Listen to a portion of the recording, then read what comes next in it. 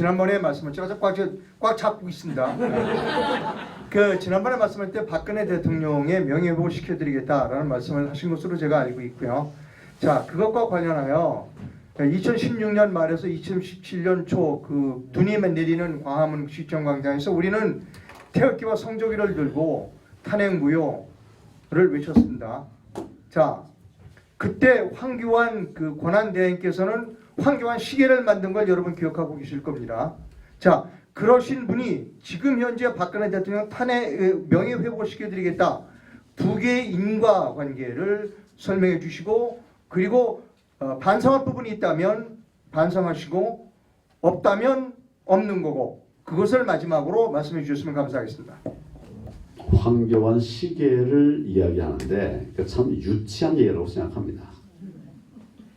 그것은 내가 쓰려고 만든 게 아니에요. 우리 외빈도 오는데 그분들에게 대통령께서 선물해 주는 것들이 여러 종류가 있어요. 시계도 있고 넥타이도 있고 그렇습니다. 내가 쓰려고 하는 것이 아니에요. 또 그런 실무적인 것을 내가 한 것도 아니에요. 그렇지만 그게 만약 책임이 있다면, 만에 하나 책임이 있다면 다 내가 책임지겠다고 하죠. 그러나 외교 관계를 위해서 그분들의 선물을 주기 위해서 물건을 만들어서 제공을 한다. 대통령 안 계신다고 외빈에게도 선물도 못 주면 되겠습니까? 그리고 이것은 3달 만에 한 번씩 이제 재고를 점검을 합니다.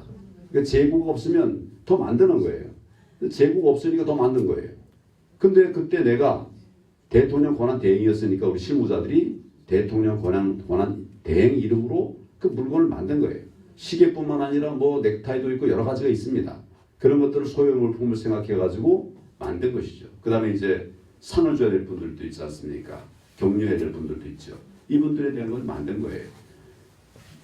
이건 뭐 제가 이거 만들어라 이렇게 결제한 게 아니에요. 자동적으로 되돌아가는 것이죠. 그래도 만약 그게 책임 있는 일이라면 내가 책임지죠. 예. 그래서 저는 사실은 우리가 탓할 것은 탓하고 또 격려할 건 격려하고 이렇게 하는 것이 맞다라고 생각합니다. 박근혜 대통령 명예회복 부분을 좀 여쭤봤습니다. 어떤 방법으로 박근혜 전 대통령에 대한 명예회복이 윤석열 대통령도 명예회복 시켜드리겠지만 지금 이루어지고 있지 않습니다. 그런 가운데 우리 황교안 후보께서 명예회복 시켜드리겠다라고 하는 것으로 알고 있습니다. 박근혜 대통령의 명예회복은 몇 단계가 필요합니다. 첫째는 사면이에요. 석방입니다. 근데 지금 석방은 이루어졌죠. 그런데 완전 회복은 안 돼 있어요.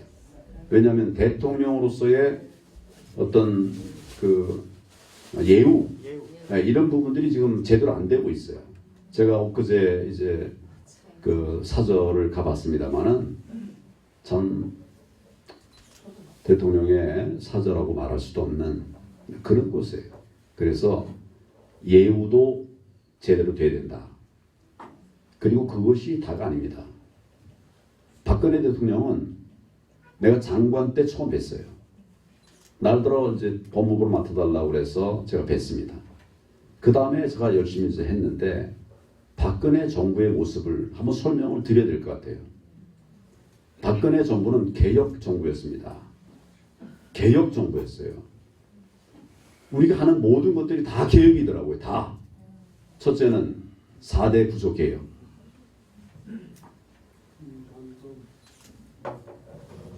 공공개혁부터 시작해서 교육개혁, 또 금융개혁, 노동개혁까지 개혁 정부였어요. 이 하나하나들이 4대 개혁이지만 하나하나들이 적은 것이 30, 40개, 많은 건 7, 80개의 아주 아젠다들이 큰 것들이 있었어요. 예를 들면 공무원 연금 개혁. 지금 연금 개혁이 이루어졌거든요.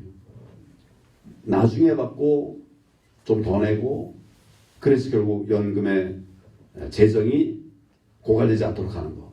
정말 힘든 거예요. 그거 다 완성했습니다. 아무 정부도 시도도 못했던 이런 개혁들을 4대 구조개혁을 시작했습니다. 제가 점검할 때 총리 때 이렇게 점검을 쭉 계속했었는데 이 4대 구조개혁의 진도랄까 성취율은 지금 내 기억에 의하면 한 60 내지 70이었어요. 좀 잘 안 된 것은 노동개혁 같은 것은 한 30% 좀 넘게 이렇게 됐고요. 그 나머지는 60% 넘게 이렇게 됐습니다. 이게 만약 이제 5년을 온전히 다 했었으면 이것도 훨씬 더 나았었을 거예요. 문재인 정권은 오히려 다 막아뜨렸습니다. 박근혜 대통령은 개혁 정부였습니다. 둘째로 그동안 많이 쌓여있는 적폐들이 있었어요. 그 중에 하나가 뭐냐 하면 규제입니다. 규제. 경제활동 못하게 하는 이런 규제들이 중앙에도 있었고 지방에도 있었어요. 중앙 규제, 지방 규제가 겹겹이 쌓여 있었습니다. 이 규제를 다 풀자.